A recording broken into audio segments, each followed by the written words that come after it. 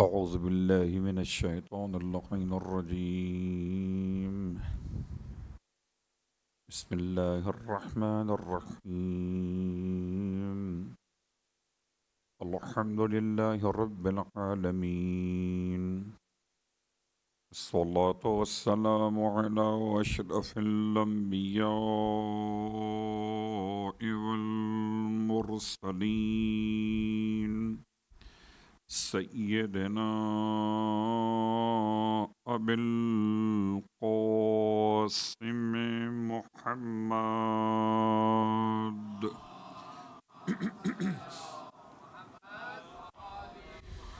وعلى أهل بيته الطيبين الطاهرين واللعنة الدائمة على قضائهم أجمعين. أما بعد، فقد قال الله تبارك وتعالى في كلامه الحميد وفرقانه المجيد قوله الحق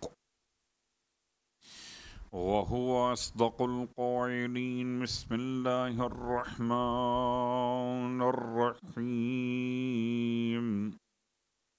هو الذي أنزل عليك الكتاب منه آيات محكمات هن أم الكتاب وأخر متشابهات فأما الذين في قلوبهم زيغ فيتبعون ما تشابه منه ابتغاء الفتنة وابتغاء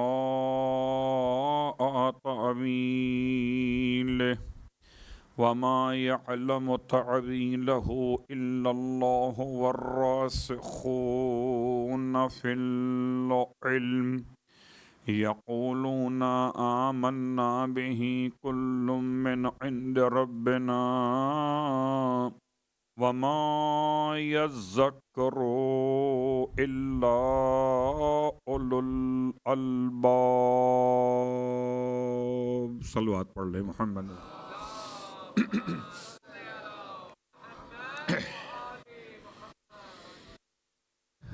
تمام تعریفیں اس خدائے بزرگ و برتر کے لیے، اس کی رحمتوں کے نتیجے میں معافی ضمیر کو الفاظ کا سلیقہ عطا کیا جا رہا ہے، اور تمام ہدیہ درود و سلام ان نزوات مقدسات کے لیے کہ جن کی تعلیمات کی برکتوں سے ذخیرہ الفاظ کو ثنائے پروردگار کا سلیقہ عطا کیا جا رہا ہے. الحمدللہ الذی جعلنا من المتمسکین بالقرآن العظیم وجعلنا من المتمسکین بولایت علی بن ابی طالب علیہ السلام.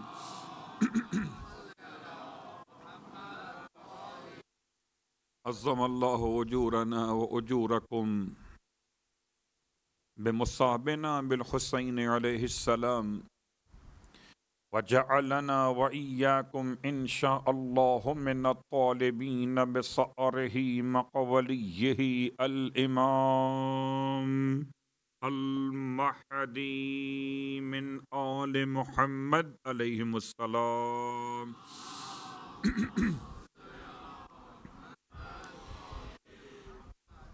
السلام على الحسين وعلى علي بن الحسين وعلى أولاد الحسين وعلى أصحاب الحسين جميعا ورحمة الله وبركاته.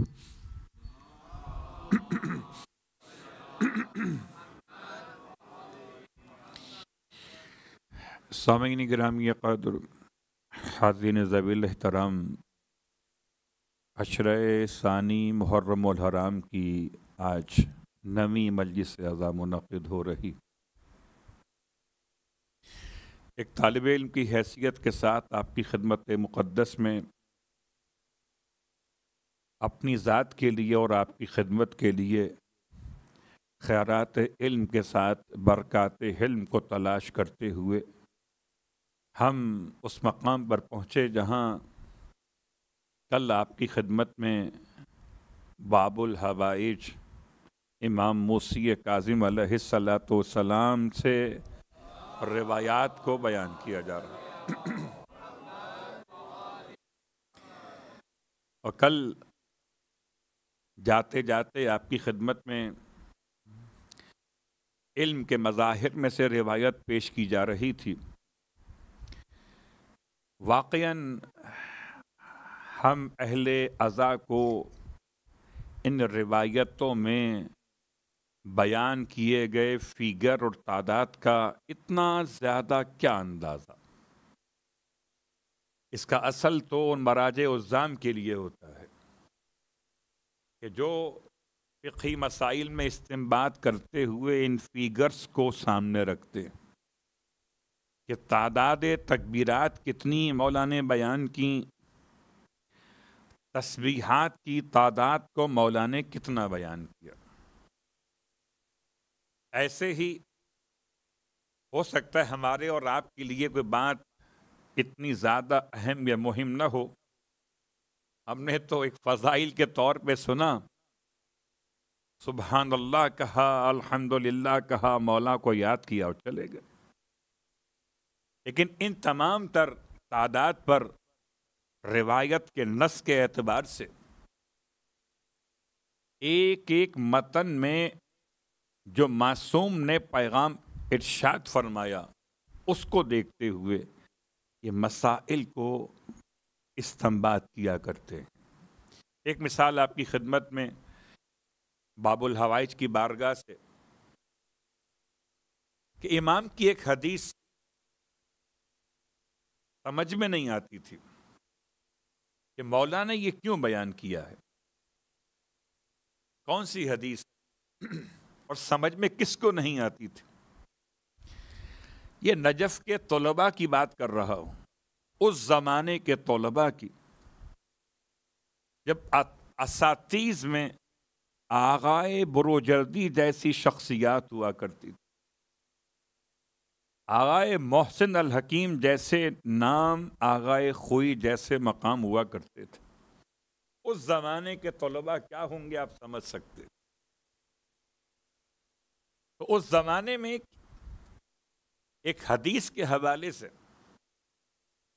مسئلہ سمجھ میں نہیں آتا تھا کہ مولا نے اسے کیوں بیان کیا ہے. حدیث بہت معروف ہے لیکن حدیث کی حد تک ہمیں یاد ہے، اس کا مقصد کا یہ یاد نہیں ہے، تو ہمارا تعلق نہیں. امام ارشاد فرماتے ہیں کہ ہفتے کے 7 دن ہیں اور 7 دنوں میں 35 نمازیں واجب. بظاہر اس حدیث میں کیا آپ سمجھ سکتے، صلوات پڑھیں محمد و آل محمد، کیا بات ہے. یہ تو کسی بچے سے پوچھیے آپ کہ ایک دن میں 5 نمازیں واجب ہیں تو 7 دن میں نمازیں کتنی واجب ہوئیں؟ 35 واجب. تو کیا مولا نے یہ بتایا ہمیں کہ ہفتے کے 7 دن ہیں اور 7 دنوں میں 35 نمازیں واجب ہیں؟ اس کے 2 انداز ہیں. ایک جمعے کا دن، اور جمعے کی نماز اب اگر ظہر کی نماز کے علاوہ ایڈ کر دی جائے تو ظہر بھی واجب رہے اگر، اور جمعہ بھی واجب رہے تو فیگر آؤٹ ہو جائے گا. بات واضح ہو رہی ہے. جمعے کے دن 5 کے بجائے پھر 6 نمازیں واجب ہو جائیں گی، اور ہفتے کے 7 دن کے اعتبار سے یہ نمازیں 35 کے بجائے 36 ہو جائیں گی. لیکن چونکہ جمعے کی نماز کی شرائط اور ظہر اور جمعے کے درمیان لفظ اختیار، تخییر، ایک یہ واجب ایک یہ واجب، ان میں سے کسی ایک کو بطور واجب کے اختیار کیا جائے. اس کا مطلب ہے کہ جب جمعے کی نماز واجب کی نیت سے آپ پڑھ لیجئے شرائط کے تحت میں، تو ظہر کی نماز واجب نہ رہے گی، تو واپس فیگر مکمل ہو جائے گا 35 کا. اور اب آئے گی اس سے مشکل جملہ. ایک سوال آغائے محسن الحکیم کی خدمت میں ہوائی سفر کے لحاظ سے کیا گیا. بائی ایئر جا رہا تھا کوئی، اور ایسے علاقے سے ایسے علاقے میں گیا. مثلاً آپ مثال لے لیجئے، آپ کے یہاں سے کوئی جائے نماز فجر پڑھنے کے بعد، اور سفر اس کا ایسے ملک کی طرف جہاں فجر طلوع بعد میں ہوتی ہو. یہاں فجر پڑھ کے گیا، اور جب وہاں پہنچا تو ابھی فجر کا وقت داخل ہو رہا تھا. سوال یہ آیا کہ اب وہ اس ملک میں پہنچ کے فجر کی نماز پڑھے گا یا نہیں پڑھے گا. ہو سکتا ہے آج کے دور میں یہ مسئلہ آپ کو اتنا زیادہ پرابلم نہ کرتا ہو. کیا مطلب ہے، پڑھ لے تو پڑھ لے، وہ نماز ہی تو ہے. اگر ایک دفعہ پہلے پڑھ چکا ہے تو ایک دفعہ اور پڑھ لے. لیکن یہ مسئلہ آسان نہیں تھا. جب اس مسئلے کا جواب تلاش کیا گیا تو امام موسی کاظم علیہ السلام کی روایت کو بیان کیا.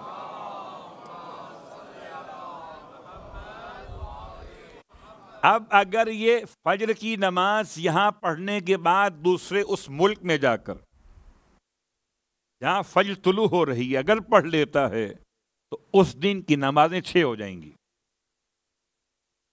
اور معصوم کی روایت ہے کہ ہفتے میں 35 نمازیں ہیں.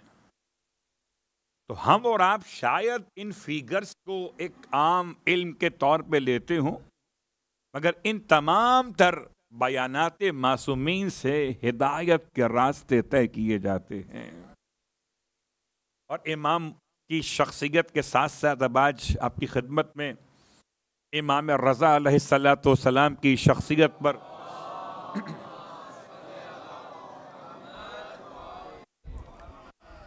امام کو آپ کے جد امجد نے، یعنی آپ کے جد امام موسی کاظم کے والد امام صادق علیہ السلام نے آپ کو یاد کیا کب؟ جبکہ آپ نے اپنے فرزند سے ارشاد فرمایا کہ ان قریب خدا تمہارے گھر میں ایک ایسا شہزادہ عطا فرمائے گا کہ جو عالم آل محمد ہوگا. عالم آل محمد کا عالم ہوگا. فرماتے کاش میں اس عالم آل محمد کے زمانے کو درک کرتا. اللہ اکبر. صرف 16 دن 16 ڈیز کا فرق ہے. اس سال امام کی شہادت ہے، چھٹے امام کی، شوال کی 25 کی روایت کے اعتبار سے. اسی سال 8ویں امام کی آمد ہے، ذی-قعدہ کی 11 تاریخ. تو کل 16 دن کا فاصلہ ہے چھٹے امام کی شہادت میں اور 8ویں امام کی آمد میں. اور امام فرماتے کاش میں عالم آل محمد کے زمانے کو درک کرتا. اللہ اکبر. 8ویں امام کی آمد سے پہلے چھٹے امام آپ کو عالم آل محمد کے نام سے یاد کر رہے ہیں. تو کیا خدا نے علم کے مظاہر کو آپ کے ساتھ منسوب فرمایا ہے جس سے خود جعفر صادق عالم کہیں. اللہ اکبر. جس کے زمانے کو درک کرنے کے لیے تمنا کریں، اس کا مقام علمی کیا رہا ہوگا. ابھی دنیا میں آئی نہیں ہیں اور عالم کہے جا رہے ہیں. ہماری اور آپ کی کیا مثال دنیا والوں کی. واللہ اخرجکم من بطون امہاتکم لا تعلمون شیئا. ہم اور آپ تو اس کیٹیگری میں آتے ہیں. ہم اور آپ تو کیا سارا زمانہ اس کیٹیگری میں آتا ہے جہاں خدا کہتا ہے، اللہ کہتا ہے کہ تمہیں اس نے تمہاری ماؤں کے پیٹ سے ایسے نکالا کہ تم کچھ نہیں جانتے تھے، تو نہ جاننے والے آئیں تو اور ہے، جاننے والا آئے تو اور ہے۔ وہ اب آنے سے پہلے وہ جاننے والا، صلوات پڑھیں محمد و آل محمد۔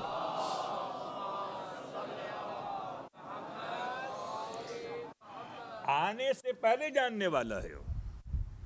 اور اب امام کی بارگاہ مقدس میں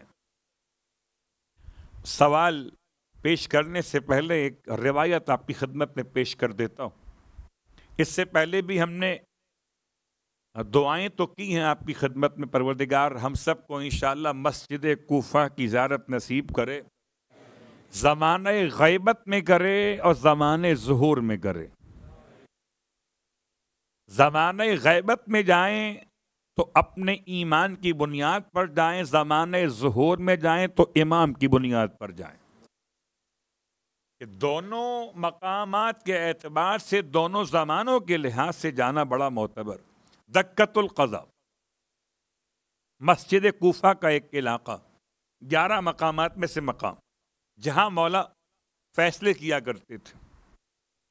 کہتے ہیں یہ روایت امام کے الفاظ مقدس کی وہیں سے منسوب یا مدینہ منورہ سے، کہ لو سنیت لی الوسادت، کہ اگر میرے لیے مسند بچھا دی جائے اور مجھ سے اہل توریت آ کر سوال کریں توریت کے حوالے سے، اہل انجیل آ کر سوال کریں انجیل کے حوالے سے، اہل زبور آ کے سوال کریں کتاب زبور کے حوالے سے، اور اہل قرآن آ کے سوال کریں فرقان کے حوالے سے، تو ہر ایک کو ایسا جواب دوں گا کہ ہر کتاب خدا پکار اٹھے گی کہ جو علی نے کہا وہی تو لکھا ہوا ہے۔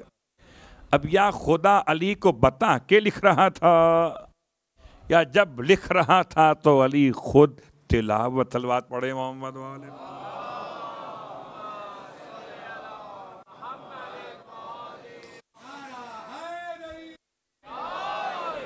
مولا کائنات کا دور، لو سنیت پر آپ کے الفاظ تاریخ میں رقم ہو گئے، لیکن یہ مسند علم مامون نے مولا کی محبت میں نہیں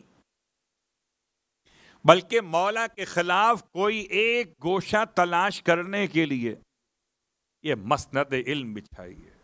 مامون کے مسائل کیا ہیں یہ آپ کو علماء نے مسلسل بیان کیا ہے کہ مامون کیا چاہتا ہے، مولا کو بلایا کیوں ہے، مولا کو ولی عہد بنایا کیوں ہے۔ دیگر تمام اہل کتاب کے علماء کو خاص طور سے بلاتا ہے کہ کوئی سوال تو ایسا ہو، کوئی سوال تو ایسا ہو کہ جس کا جواب انہیں نہ آتا ہو۔ اللہ اکبر، جس کا جواب انہیں نہ آتا ہو، کوئی سوال تو۔ صرف 2 سال کا زمانہ ہے امام کا قیام خراسان میں، 18,000 مسائل پوچھے گئے، اور 18,000 مسائل میں ہر مسئلے کا جواب کتاب کی روایت کے لحاظ سے امام رضا نے قرآن سے دیا۔ 18,000 مسائل کا جواب، اللہ اکبر۔ تو سوال کرنے والے اپنے اپنے طور پہ سوال کرتے ہیں، لیکن توریت بھی آتے ہیں، اور صرف قرآن سے ان کو جواب دیا جو اہل قرآن تھے، اور جو اہل قرآن نہ تھے جس کتاب کے قائل تھے اسی کتاب سے انہیں حوالہ دیا۔ جاسلیق ہے انجیل کا عالم، کتاب انجیل حضرت عیسیٰ علیہ السلام پہ نازل ہونے والی کتاب کا نام، اور امام نے جاسلیق کے مسائل کا جواب دیتے ہوئے ارشاد فرمایا، جاسلیق یہ بات ذرا سوچ کر بتاؤ کہ کتاب انجیل کے صحیفہ عیسیٰ میں کیا تم نے یہ پڑھا نہیں ہے کہ حضرت عیسیٰ کے گلے میں ایک صحیفہ ٹنگا رہتا تھا. بہت غور کیجیے گا.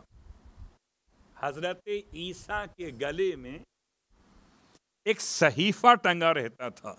اب چونکہ ترجمہ اردو میں ہو رہا ہے، عربی مولا کی زبان مقدس استعمال ہوئی ہے، اور حضرت عیسیٰ کا زمانہ عربی زبان کا دور نہیں ہے. حضرت عیسیٰ کی زبان عربی نہیں ہے. میں نے اتنی وضاحت اس لیے کر دی کہ تاکہ اگر کہیں اس کے علاوہ ترجمہ آپ کو ملے تو پریشان نہ ہوئیے گا. یہ گلے میں ٹنگا رہتا تھا، آپ کیا پڑھ رہے تھے؟ یہ تبدیل ہوتے ہوتے ہم تک اس کے علاوہ جملے شاید بن سکیں. امام فرماتے ہیں جاسلیق، تمہیں یاد ہے، تم نے پڑھا نہیں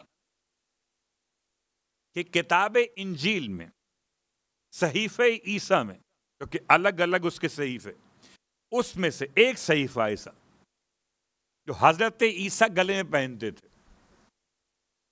اس صحیفے میں 5 نام تھے.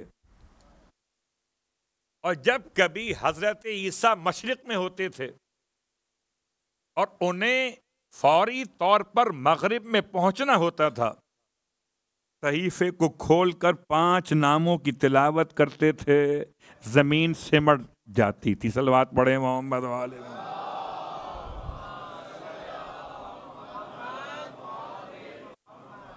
اللہ اکبر. 5 ناموں کی تلاوت کرتے تھے. اور غالباً آج سے 3 دن پہلے میں نے اشارہ کیا تھا دعائے سمات کے حوالے سے، خدا کے ناموں کے حوالے سے. حضرت عیسیٰ تو جاسلیق کہتا ہے ہاں میں نے یہ پڑھا تو ہے کہ وہ کوئی 5 نام، لیکن وہ 5 نام کون سے تھے؟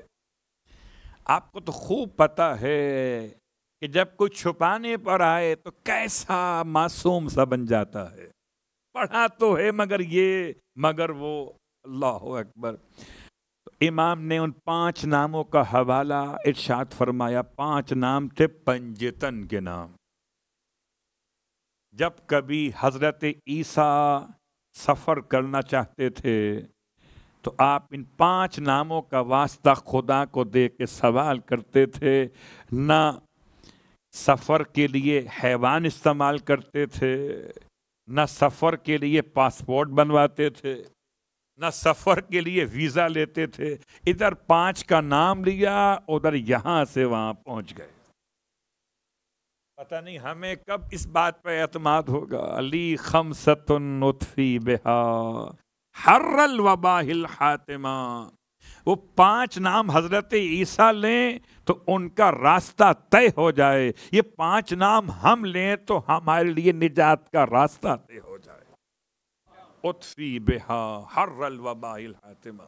تو امام کی بارگاہ مقدس میں سوال کرنے والے اہل کتاب بھی آئے. سوال کرنے والوں میں ایک شخص ایک ایسے علاقے سے آیا جس کو ماورائے نہر کے نام سے یاد کیا جاتا تھا، بلخ کا رہنے والا. اور یہ سوال لے کر آیا امام کی خدمت میں. 3 سوال لے کر آیا. سوال نمبر 1 کہتا ہے کہ یہ بتائیں خدا کہاں پر ہے. سوال نمبر 2 خدا کیسا ہے، کس کیفیت میں ہے. ہو سکتا ہے یہ سوال بہت آپ کو آسان لگیں. خدا کس کیفیت میں ہے، خدا کہاں پر ہے. 2 سوال. سوال نمبر 3 خدا کا تکیہ کس پر ہے، یعنی کس کے سہارے بیٹھتا ہے، کس کے سہارے اٹھتا ہے، کس کے سہارے سارے کام کرتا ہے. تکیہ، سہارا. اسی لیے جو فرش عزا پر تشریف لاتے ہیں اگر انہیں کوئی تکلیف نہ ہو تو سہارا لے کے بیٹھنا آداب مجلس عزا کے خلاف ہے. سہارا وہ تلاش کرے جس سے مجلس سہارا نہ لگتی ہو. عجیب بات ہے. 8ویں امام علیہ الصلوۃ والسلام جب کہیں بیٹھتے تھے تو آپ نہ تکیے کا سہارا لیتے تھے اور نہ آپ پاؤں پھیلا کے بیٹھتے تھے. اللہ اکبر. تو کم از کم اتنے آداب تو آ جانے چاہیے مجھے اور آپ کو کہ اگر امام بارگاہ میں آئے ہیں تو سہارا چھوڑ کر آئیں, کنارہ یہاں مل جائے. صلوات پڑھیں محمد و آل محمد.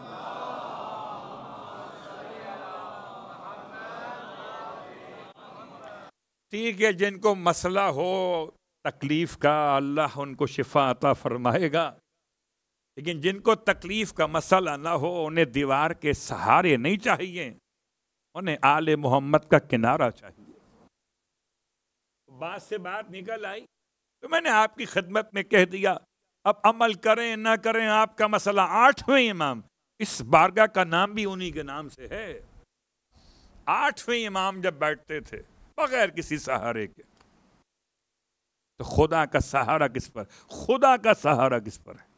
اللہ اکبر. 3 سوال کیے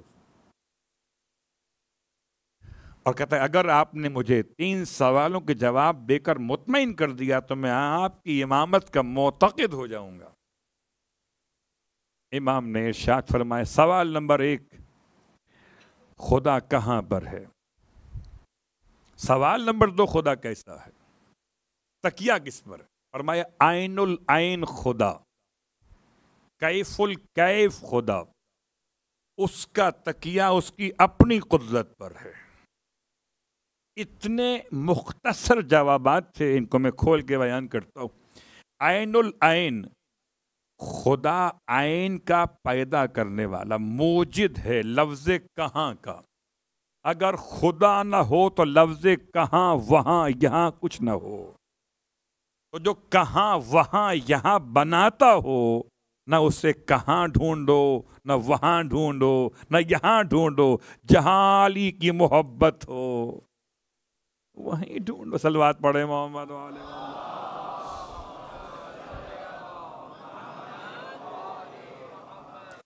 دوسرا, کیف الکیف, خدا کیفیتوں کا موجد ہے.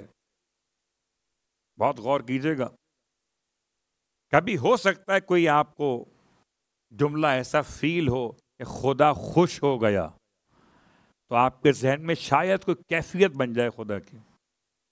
خدا خوش ہوتا ہے تو جنت دیتا ہے, خدا غصے میں آتا ہے غضبناک ہوتا ہے تو جہنم دیتا ہے. تو خوشی اور غضب دونوں کیفیتیں ہیں, اور خدا کیفیتوں میں بیان نہیں ہو سکتا. اللہ اکبر. اب یہ جو سوال تھا وہ امام محمد باقر علیہ الصلوۃ والسلام کے دور مقدس سے ملتا کہ مولا خدا کے لفظ کے غضب کے معنی کیا, خدا غضب میں ہے, کیا مطلب ہے اس کا؟ ہم یہ دیکھتے ہیں کہ خوشی اور ناراضگی کیفیتوں کے نام ہوتے ہیں. تو خدا تو کیف الکیف ہے. ارشاد فرمائے خدا کے غضب کا مطلب عذاب ہے, خدا کی خوشی کا مطلب ثواب ہے. اب یہ کیفیت نہیں ہے, یہ جزا ہے اگر خدا راضی ہے. اور اگر ایسے سمجھ میں نہ آئے تو امام فرماتے ہیں ہم ہیں خدا کے چہرے, ہماری رضا کو دیکھو خدا کی رضا سمجھ میں آتی ہے, ہمارے غضب کو دیکھو خدا کا غضب سمجھ میں آتا. اور ایک ہی محفل میں رضا پروردگار اور ناراضگی پروردگار دونوں کا مظہر امام رضا علیہ الصلوۃ والسلام کی شخصیت بنی. اللہم صلی اللہ علیہ وسلم. اور شاید اسی مرحلہ فکر سے ہم آگے بڑھ جائیں جہاں پر بہت مشہور روایت آپ کی خدمت میں پیش کر رہا ہوں. اور یہ روایت کہ جب امام کو ولی عہد بنا دیا تو ولی عہد بنانے کے بعد اس سال بارش نہیں ہوئی.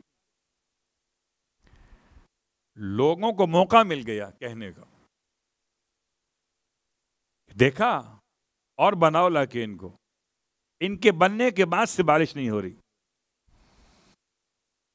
اب یہ تمام باتیں اپنے مقام پر مامون رشید امام سے درخواست کی کہ اگر آپ دعا فرمائیں تو اچھا ہوگا کہ پروردگار بارش کو نازل کر دے. امام نے ارشاد فرمایا کہ حالت خواب میں میرے جد نے آ کے مجھے بیان کر دیا ہے کہ دعا تو اب منڈے کو ہوگی. سنڈے چھٹی ہے نا، دعا تو اب دوشنبہ کو ہوگی. شنبے، یکشنبے، دوشنبے، منڈے کو ہوگی. اور میرے جد نے مجھے بیان کیا کہ خواب بھی بیان کروں. اللہ اکبر. ان کے پاس کوئی آپشن نہیں ہے. اگر امام نے منڈے کہہ دیا ہے تو اب دعا منڈے کو ہوگی.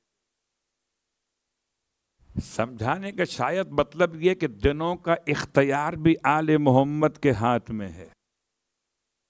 ایسا اختیار ہے کہ آپ نے اگر پیر کا دن منتخب کر لیا تو ہو گیا. ہو سکتا ہے کسی اور حوالے سے اس کے دن کا انتخاب کوئی اور پیغام رکھتا ہو. علم کی کمی ہمیں اور آپ کو بولنے سے روکتی ہے. بارگاہ معصوم سے لفظ پیر کا انتخاب کیا اور پیر کے دن امام نے خطبہ ارشاد فرمایا اور خدا کی حمد و ثنا کے بعد اپنی ولایت اور امامت کا خدا کو واسطہ دیا. آپ کی ولایت اور امامت کا واسطہ آپ نے خدا کو دیا اور رحمت پروردگار کو جوش ہوا. آج ایک مرتبہ پھر زمانہ حضرت ابو طالب کا دور دیکھ رہا تھا. جب بارش نہ ہو مکے میں تو دعا ابو طالب کریں بارش ہو جائے. اگر آج فرزند ابو طالب خراسان میں دعا کرے تو بادل بڑی تیزی کے ساتھ آسمان پہ نمودار ہوئے. اتنے گہرے بادل تھے اور ایسی ہوا تھی کہ لوگوں میں خوف پیدا ہوا. اور آپ کو تو معلوم ہے کہ ایک ہی آسان راستہ ہے فرار. پہچان فرار کی یا فرار کی اور غیر فرار کی میدان میں تو ہوتی ہے. گھر میں کون دیکھتا ہے کون فرار ہے اور کون جرار ہے؟ تو میدان میں جیسے ہی بادل کو دیکھا کہ تیز بارش ہونے والی ہے، ابھی سب نے شکایت کی تھی کہ بارش نہیں ہو رہی، ابھی بارش کے آثار ہوئے تو اب بھاگنا شروع کر دیا. امام نے خطبے کے دوران فرمایا بھاگیے مت. میں کہوں میرے مولا، آپ کے کہنے پہ لوگ رک گئے. جب آپ نے فرمایا مت جائیے، گھبرائیے مت، یہ بادل آپ پہ نہیں برسیں گے. اطمینان رکھیے. روایت کو خلاصہ کر لیں، اگر 10 مرتبہ امام نے جملے کو ریپیٹ کیا، یہ بادل آپ کا نہیں، یہ بادل آپ کا نہیں، یہ بادل آپ کا نہیں، یہ بادل آپ کا نہیں. اللہ اکبر. اب تو سمجھ لیجئے کہ حجت خدا ساری زمینوں کے لیے حجت ہے. اب پیر کا مسئلہ سمجھ میں آیا؟ صلوات پڑھے محمد و آل محمد.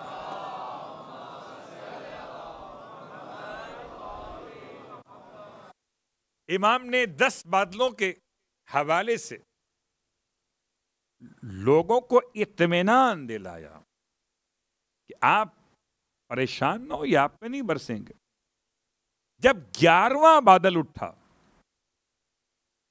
تب امام نے ارشاد فرمایا، ہو سکتا ہے آج آپ کہیں یہ تمام باتیں ہم علم کے ذریعے حاصل کر سکتے ہیں، آج بتا سکتے ہیں میٹرولوجسٹ کے آپ کس علاقے میں بارش ہوگی، کتنی بارش ہوگی.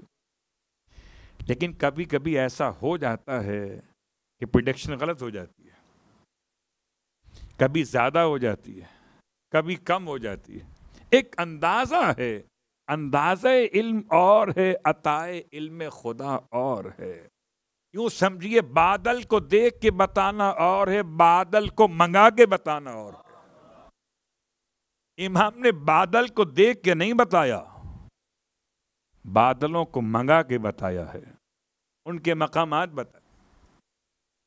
اور 11ویں بادل کے اعتبار سے امام نے فرمایا اب آپ اپنے گھروں کو جائیے، یہ آپ کے لیے۔ اللہ اکبر۔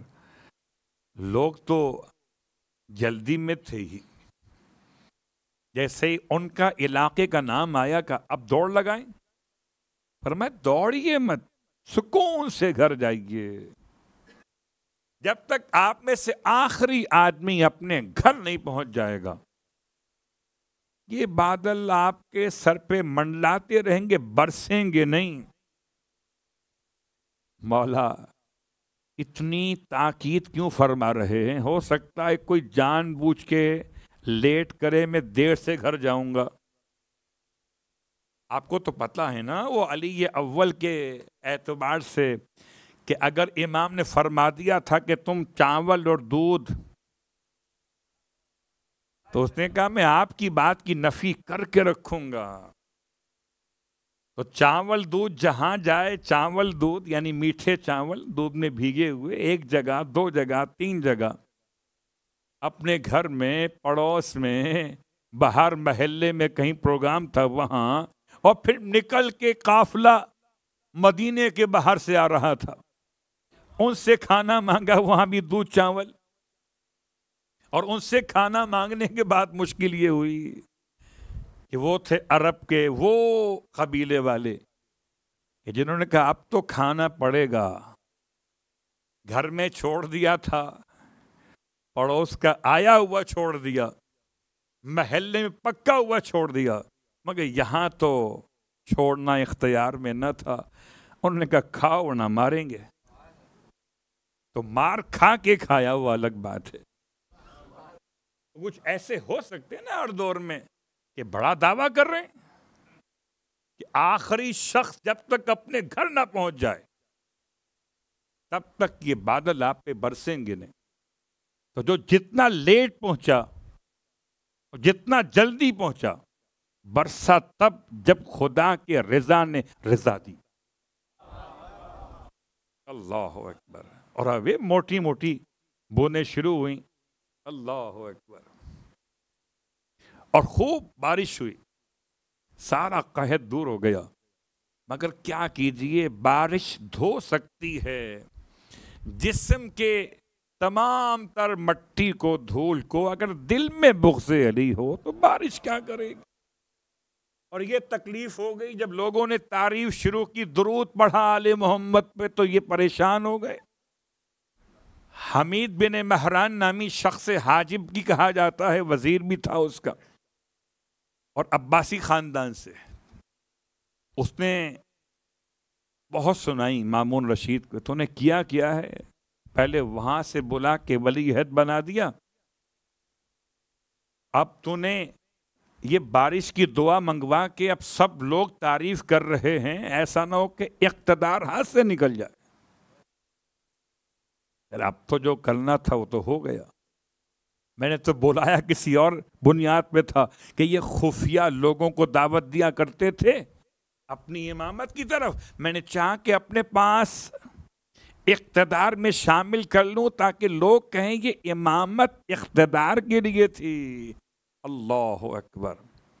اصل ارادہ مامون حاجب کے سامنے اس نے بیان کیا، اب کیا کرنا ہے، کہ مجھ پہ چھوڑ دے۔ سب کو جمع کر ایک بڑی دعوت کا اہتمام، بڑا ایک پروگرام مرتب کیا گیا، جتنے وزراء تھے، جتنے مشیران تھے، جتنے سفرائے مملکت تھے دیگر ممالک، سب کو جمع کیا گیا، اور ظاہراً یہ شاید جشن تھا اس قحط کے ختم ہونے کا، اور اسی جشن میں امام کو مدعو کیا گیا۔ پوری منصوبہ بندی کے ساتھ اس نے امام کی شخصیت کو ٹارگٹ کیا، امام کی شخصیت پر انگشت نمائی کی کہ یہ جو آپ نے دعا کرائی اور بارش ہو گئی، یہ تو مامون نے آپ کو عزت دی ہے، آپ کو ولی عہد بنایا ہے، اور آپ کی دعا سے بارش کیا ہوتی؟ بارش تو وقت پہ ہوتی ہے اپنے. کسی کی دعا سے، کسی کی بد دعا سے نہ بارش ہوتی ہے نہ رکتی. یہ تو ہونا ہی تھی. امام نے ارشاد فرمایا، ہم نے لوگوں کو نہیں کہا کہ وہ ہماری تعریف بیان کریں. یہ لوگ اگر بیان کرتے ہیں تو شکر خدا ادا کرتے ہیں، اور خدا نے ہمیں یہ فضل عطا کیا ہے. اور رہی بات یہ ولی عہدی کی، یہ تو بھی جانتا ہے.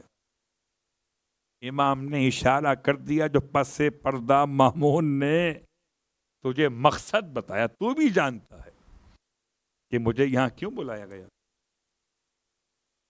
اس نے بات کاٹتے ہوئے کہا کہ یہ سب آپ کی باتیں ہیں، اگر ایسا ہی آپ کی دعا میں کوئی کمال ہے. جب بدبختی آتی ہے نا تو معصوم کے سامنے لوگ عجیب و غریب بات کر بیٹھتے ہیں. کہتے ہیں کہ جہاں پر یہ جلسہ منعقد تھا وہیں پر قالین لگا ہوا، دیوار والا قالین. اور قالین پر، چونکہ آپ کو تو معلوم ہے خراسان میں قالین کا کاروبار، لگا ہوا قالین تھا، اور قالین پہ بنے ہوئے شعر.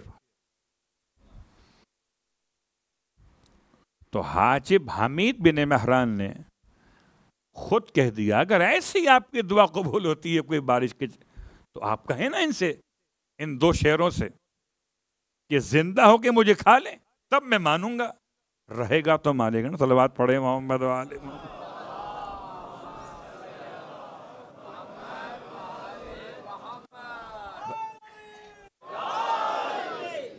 بھائی کب مانے گا؟ جب رہے گا نا.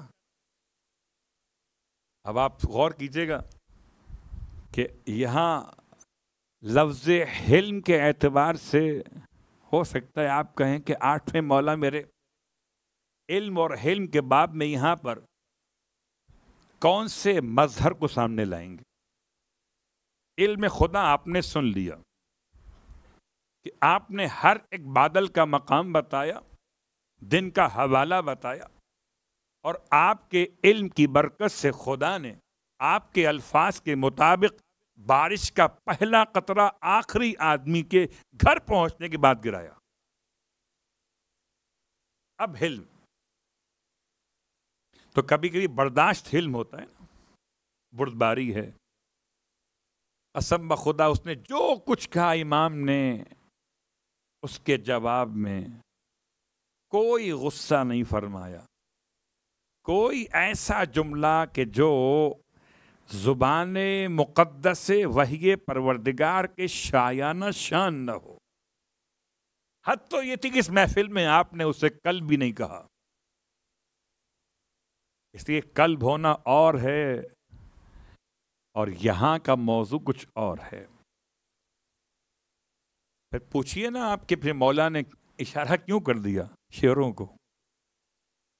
اس لیے کہ مولا نے خود نہیں فرمایا، اس کی ڈیمانڈ تھی،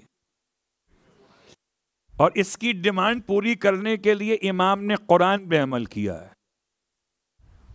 آپ تو خوب بہتر واقف ہیں کہ ایک ہی میدان میں دو قسم کے لوگ تھے، ایک خوشی منا رہے تھے، ایک عذاب مانگ رہا تھا.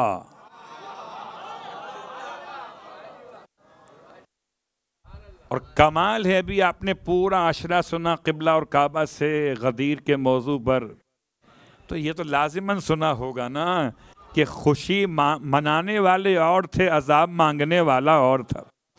خوشی منانے والے اتنے تھے کہ سب کے نام نہیں لیے گئے، ایک ہی تھا جس نے خدا کو چیلنج کیا تھا. سأل سائل بعذاب واقع. اور جب مانگنے والے نے خدا سے ایسا عذاب مانگ لیا کہ جو عذاب مؤخر نہیں تھا، واقع، لفظ واقع سمجھ لیں تو اذا وقعت الواقعۃ لیس لوقعتها کاذبہ، کتاب خدا میں لفظ واقع اس کے لیے استعمال ہوتا ہے جس کا ہو جانا اتنا یقینی ہو جیسے ہو چکا ہو، ورنہ قیامت کو واقعہ کہنا جبکہ قیامت واقع نہیں ہوئی، ایک کتاب خدا کی فصاحت و بلاغت بھی ہے، اور کتاب خدا کے الفاظ کے یقین کی بنیاد بھی ہے۔ جو اس نے مانگا، سأل سائل بعذاب واقع، اس نے کیا مانگا تھا؟ جو اس نے مانگا وہی ملا۔ اگر وہ کہتا کہ جناب میرے ہاتھ کٹ جائیں، مثلا اگر یہ بات سچ ہے جو آپ کہہ رہے ہیں تو میرے ہاتھ ٹوٹ جائیں تو ہاتھ ٹوٹ جاتے، پاؤں ٹوٹ جائیں پاؤں ٹوٹ جاتے۔ اس نے کیا مانگا تھا؟ عجیب اتفاق ہے، تو دشمن کعبے کا ہو وہ بھی سنسار ہوتا ہے، تو دشمن مولود کعبہ ہو وہ کب بھلا گوہر بار ہوگا؟ صلوات پڑھیں محمد و آل محمد۔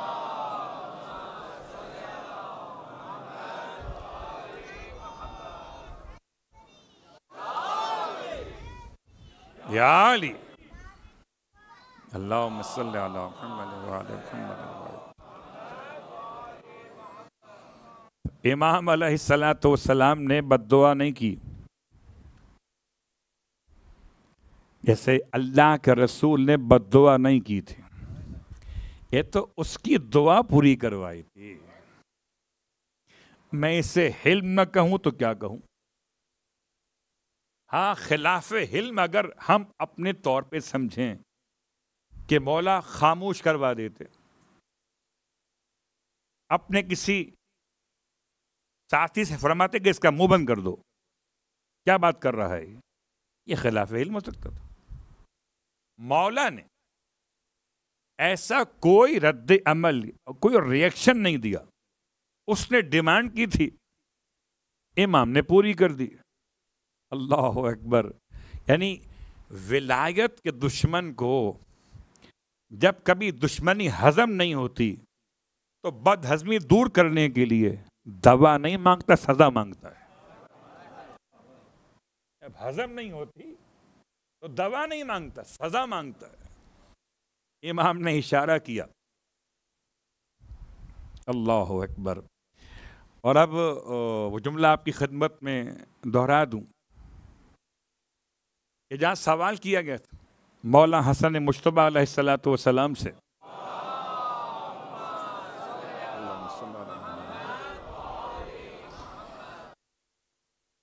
کہ وہ 6 چیزیں کون سی ہیں جو بغیر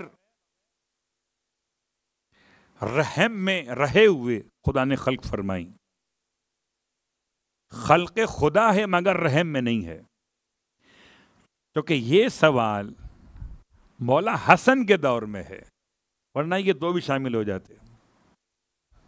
قالین کے بنے ہوئے شیر کیا رحم میں رہے ہیں؟ نہیں رہے نا۔ اور شیر بنے کہ نہیں بنے؟ امام نے اشارہ کیا، اور وہ جو بنا ہوا قالین تھا اسی علاقے کا، وہاں سے شیر تصویر سے مجسم ہو کر آئے۔ امام نے فرمایا، کیونکہ حاجب نے خود کہا تھا اگر آپ میں اتنا کمال، ان سے کہیں نکل کے مجھے کھا لیں، ٹچ نہیں کریں، کھا لیں۔ تب امام نے کھانے کی وضاحت کر دی کہ ایسے کھانا کہ ایک بوٹی بھی باقی نہ رہنے پائے۔ بھائی کھانا تبھی تو چکھنا اور ہے، کھانا اور ہے۔ اگر وہ چکھنے کی بات کرتا تو خالی یہ چکھ کے چلے جاتے۔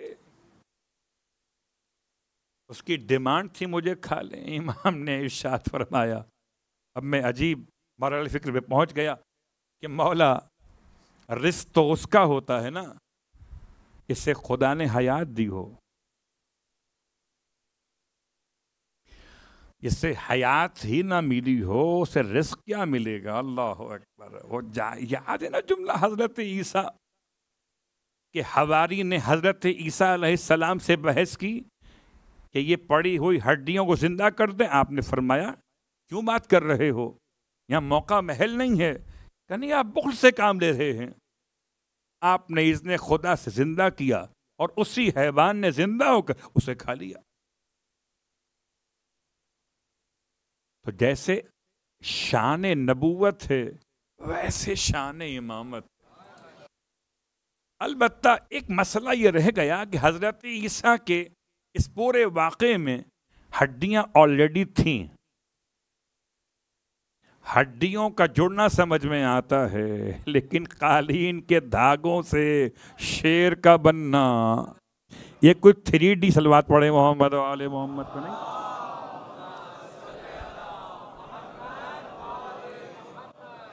اس لیے خالی شیر بنتا تو ہم کہہ سکتے تھے آج کے دور کے لحاظ سے ہو سکتا ہے کوئی ایسا اسٹائل ہو مولا کا، وہی 3D سے بن گئے ہوں شیر. نہیں، شیروں نے عجیب کام کیا، اسے کھا لیا.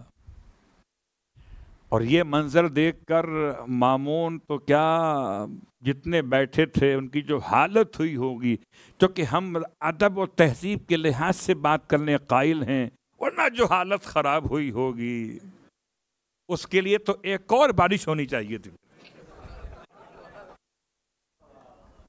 اتنی حالت خراب. سوچئے اگر یہاں اس مجلس میں اگر کوئی باہر سے چھوٹا سا حیوان بھی اندر آ جائے تو بیٹھے ہوئے افراد کی حالت کیا ہوگی. اور جبکہ جیتے جاگتے انسان کو وہ چیخا ہوگا، چلایا ہوگا جب دو شیروں نے مل کے اسے کیڑا پھاڑا ہوگا، اور کوئی بچانے والا بچانے آیا بھی ہوگا تو وہیں گیا ہوگا جہاں وہ گیا ہوگا، کیونکہ روایت میں نہیں ہے. یا تو اتنا روب ہے. اللہ اکبر. پہچانے جب علم امام کے مظہر، علم الہی کے مظہر حجت خدا اگر صرف دو شیروں کو اشارہ کریں تو وہ شیر بن جاتے ہیں، تو آنے والا قائم آل محمد اشارہ کرے تو کیا سب کچھ نہیں ہو جائے گا؟ میں کچھ کہنا بھی نہیں چاہتا ہوں، وہ سب کچھ کہہ بھی گئے. صلوات پڑھے محمد و آل محمد.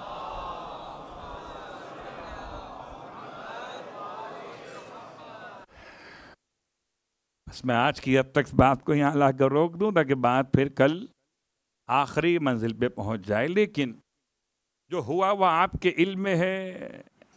جب عرق گلاب منگا کے چھڑکوایا گیا تب مامون کو ہوش آیا. جب ہوش آیا تو وہ پوچھ رہے تھے شیر دوبارہ پلٹ کے، مولا کہیں تو اس پر بھی ہاتھ صاف کر دے، بڑا مزہ آیا کھانے میں. اللہ اکبر. تو جو حیات دیتا وہی رزق دیتا ہے. حضرت عیسیٰ نے مٹی کے پرندوں کو مورت بنا کر صرف حیات بخشی تھی، رزق نہیں. یہ فخر عیسیٰ ہیں جو حیات بھی دیتے ہیں، رزق بھی دیتے ہیں. اللہ اکبر. اور امام کی بارگاہ سے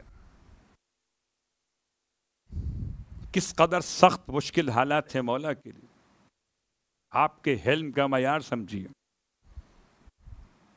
کہ اتنے مشکل حالات میں آپ نے مدینہ چھوڑا ہے، بد دعا نہیں کی. کیا بردباری ہے کہ آپ مدینے سے نکالے جا رہے، آپ کی زبان پہ سوائے ذکر خدا کے اپنی شہادت کی خود خبر دے کے جا رہے. اور عزیزو، بس ایک جملہ آپ کی خدمت میں چونکہ روز بیان کر رہا ہوں تو شاید آج آپ کو انتظار ہو. ویسے تو طب امام رضا ایک پورا سلسلہ ہے طب کے حوالے سے. اس کو آپ ہربلس کہہ سکتے ہیں آج کے دور میں، کہ جڑی بوٹیوں سے علاج کیسے کیا جاتا ہے. لیکن میرا موضوع یہ نہیں ہے. میرا موضوع اہل بیت اطہار سے وہ دعا یا اشارے ہیں جو ہمارے اور آپ کی امراض کے لیے دوا کے علاوہ شفا کا کام کرتے ہیں. تو میں نے سماعت کا بیان کر دیا قوت گویائی کا، بیان کر دیا قوت بصارت کا. اب امام رضا علیہ السلام کی بارگاہ سے ایک جملہ سن لیجیے.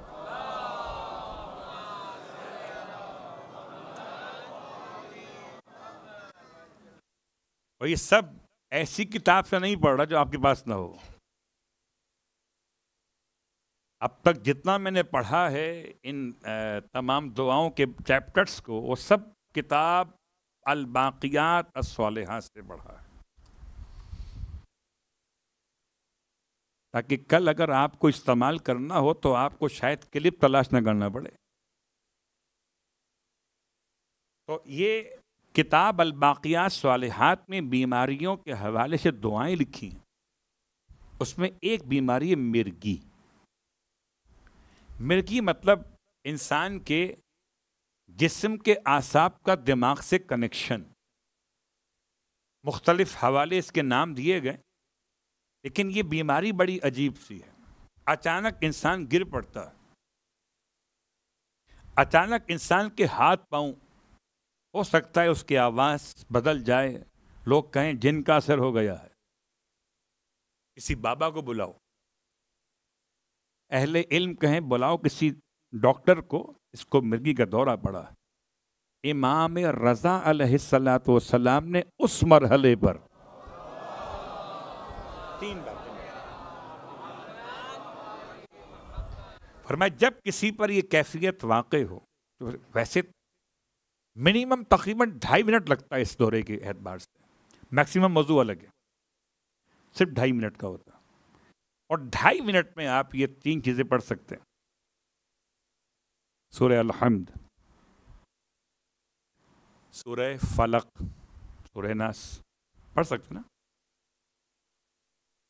اطمینان سے. پورے 2.5 منٹ میں آپ یہ 3 سورے پڑھ سکتے ہیں. اور امام فرماتے ہیں جب کسی پر مرگی کا دورہ واقع ہو جائے تو یہ 3 سورے پڑھ کر، اور چونکہ مرگی کے مریض کو نہ پلا سکتے ہیں نہ کھلا سکتے ہیں اس کیفیت میں، تو پانی پر دم کر دو، پلاؤ نہیں، چھڑک دو اس کے چہرے پر، سر کے اوپر. امام فرماتے دوبارہ کبھی مرگی پلٹ کے واپس نہیں آئے گا. حجت خدا ہیں. بس عزیزو، سوچ کر تو کچھ اور آیا تھا، لیکن ذاکر اول میں صاحب آج جو پڑھے اسی کے رب سے بات کو آگے بڑھاتے ہوئے، کربلا کے سارے شہید ایک مرتبہ شہید کیے گئے. کوئی کربلا کا شہید ایسا بھی ہے اسے ایک مرتبہ سے زیادہ بار شہید کیا گیا ہو؟ ہو سکتا ہے آپ کے ذہن میں ایک ہی نام آتا ہو. کربلا کے سارے شہیدوں میں عجیب جملہ ہے، اللہ اکبر. مرزا شیرازی الکبیر ہمیشہ اپنا درس شروع کرنے سے پہلے حضرت علی اصغر کے مصائب پڑھواتے تھے. درس سے خارج کی بات کر رہا ہوں. درس سے خارج دینے والے عظیم شخص مرزا شیرازی الکبیر پہلے. تو ان سے پوچھا گیا کہ آخر روز آپ کہتے ہیں کسی ایک طالب علم کو کہ آج جاؤ ممبر پہ پہلے مصائب پڑھ دو، درس بعد میں ہوگا. تو انہوں نے جواب میں ارشاد فرمایا کہ میں توسل کرتا ہوں. اللہ اکبر. زمانے کا مرجع تشیع توسل کرتا ہے 6 مہینے کے بچے سے. کہ باقی اور شہداء کیوں نہیں؟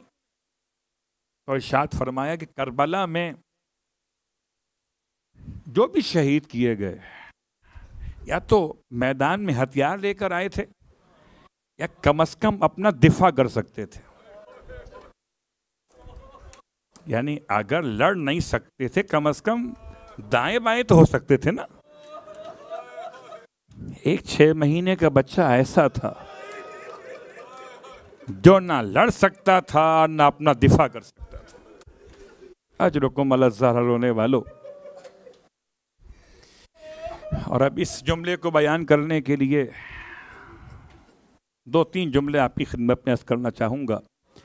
میں پورا مقتل نہیں پڑھ رہا، مقتل آپ سن چکے ہیں، صرف جملے پڑھنا چاہتا ہوں۔ پہلا جملہ کہ جب کربلا کے واقعات کے بعد مختار ثقفی کا دور انتقام شروع ہوا تو منہال امام سجاد کی بارگاہ میں پہنچے تھے اور منہال نے پرسہ پیش کیا، امام رو رہے تھے۔ امام نے سوال کیا، منہال تم یہاں سے کہاں جاؤ گے؟ کہ مولا واپس کوفے جاؤں گا، کوفے سے آیا ہو۔ کہ یہ بتاؤ ہرملہ گرفتار ہوا کہ نہیں؟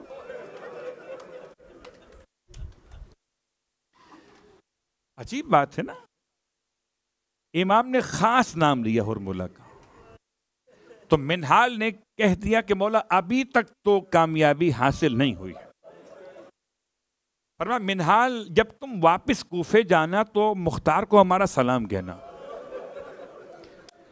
اور کہنا جب بھی کبھی ہرملہ گرفتار ہو جائے نا اس کے پہلے ہاتھ پاؤں کاٹ دیے جائیں، چاروں ہاتھ پاؤں کاٹے جائیں، پھر اسے زندہ آگ میں ڈال دیا جائے۔ اللہ اکبر، اللہ اکبر، اتنا سخت جملہ۔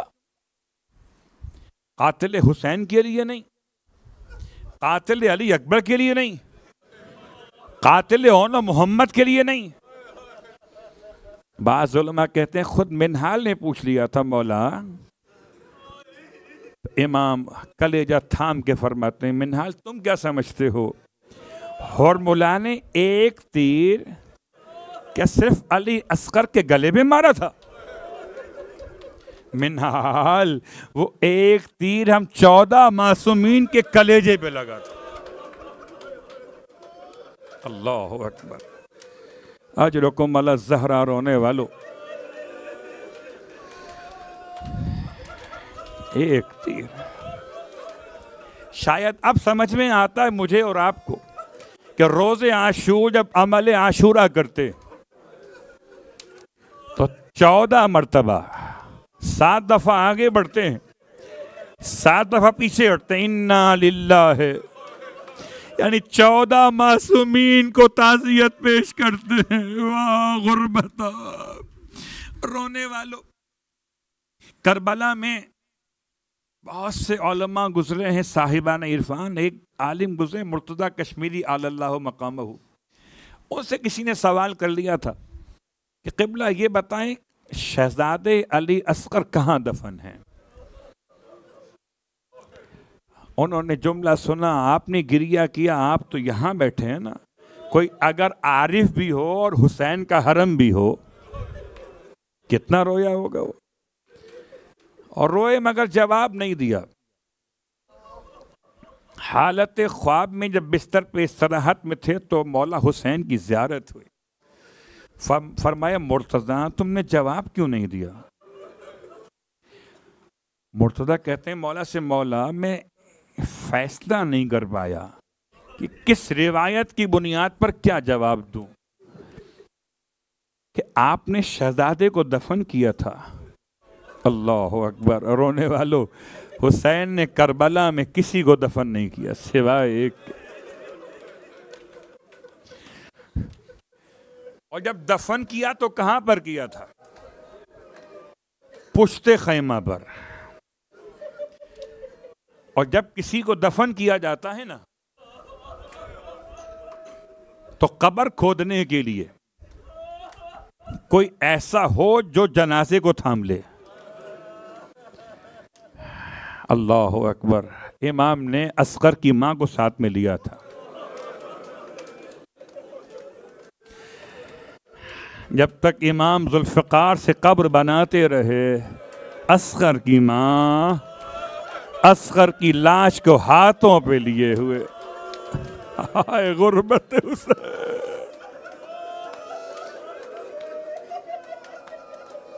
اجرکم علی الزہرا، رونے والوں۔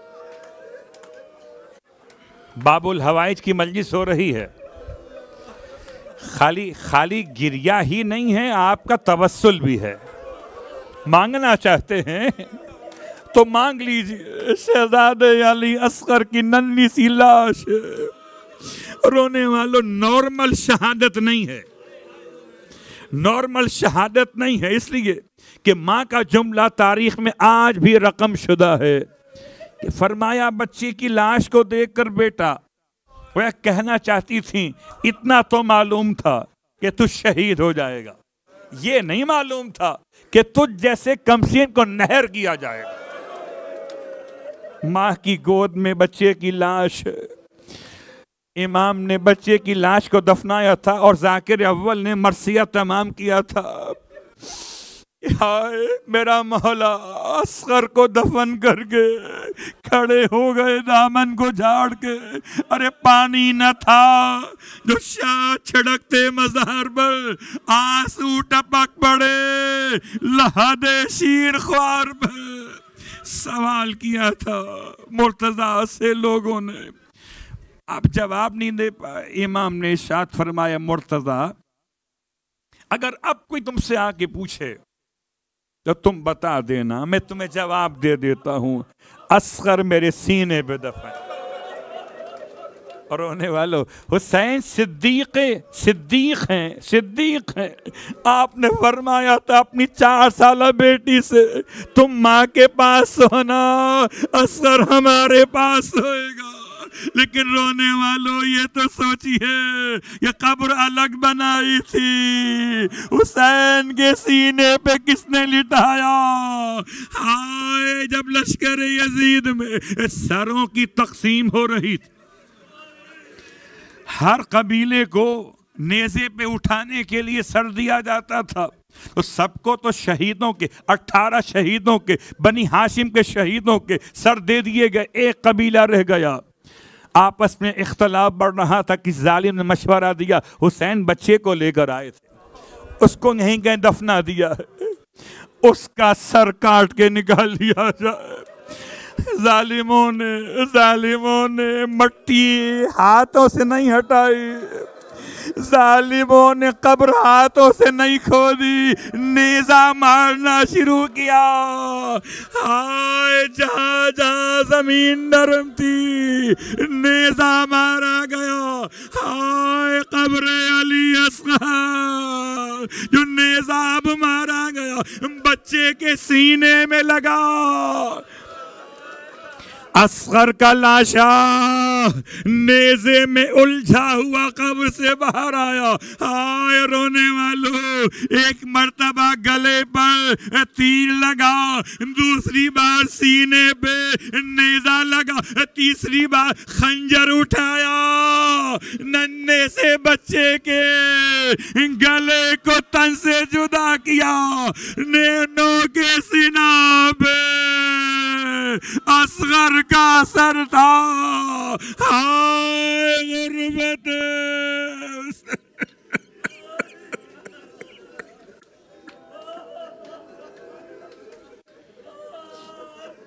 اللہ ولعنۃ اللہ علی القوم الظالمین وسیعلم الذین ظلموا ای منقلب ینقلبون۔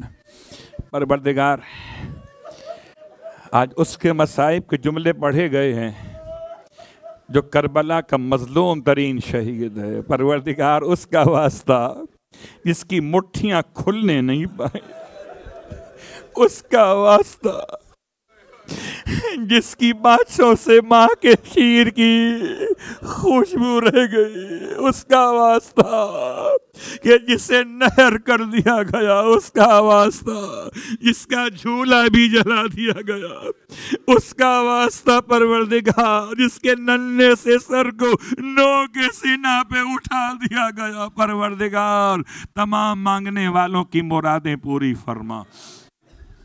پروردگار واسطہ محمد و آل محمد کا، میرے مالک یہ فرش عزا پہ آنے والے جو اپنی اپنی حاجات لے کر آئے ہیں، باب الحوائج کا واسطہ ان کی حاجات کو پورا فرما، بیماروں کو شفاء کاملہ عطا فرما، بے اولاد صاحبان ایمان کو نیک اور صالح اولاد عنایت فرما۔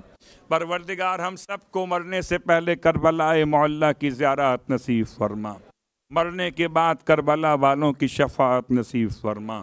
امام زمانہ علیہ الصلاۃ والسلام کے ظہور مقدس میں تعجیل فرما، مسلسل ایام اذا ہیں پروردگار، روزانہ ہم سب کو فرش اذا پر آنے کی توفیق عطا فرما۔ عزادارو، آج یہ 9ویں مجلس تھی دوسرے عشرے کی، انشاءاللہ کل 10واں ہے شہدائے کربلا کا۔ ایسا نہ ہو کہ رخصت آپ لے جائیں اور آنے والی بیویاں تلاش کرے، تو کل کوشش کیجیے گا کہ مولا کا 10واں ایسے منا سکیں جیسے کربلا میں اگر ہوتے تو مولا کی خدمت میں حاضر ہوتے ہیں انشاءاللہ۔ پروردگار واسطہ آل محمد کا ہمارا پرسہ قبول فرما، اور آنے والی آئندہ کی مجالس میں بھی پروردگار ہمیں شرکت کی توفیق عطا فرما۔ ہم سب کو فرش اذا سے خدمت امام زمان تک کا سفر نصیب فرما۔ ربنا تقبل منا انک انت السمیع العلیم۔